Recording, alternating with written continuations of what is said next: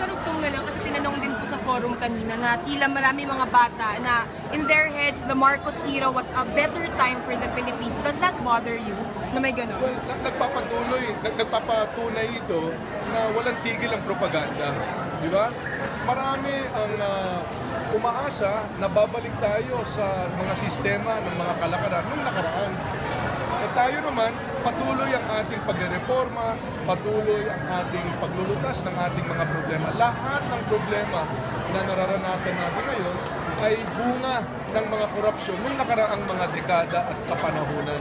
Kaya dapat ay patuloy ang ating pagiging alerto, ating pagpapalasid, dahil parati na lang may mga puwersa sa ating lipunan na nag-aantay lang ng pagkakataon na ibalik tayo sa malubak, baluktot, makurap na nakaraan.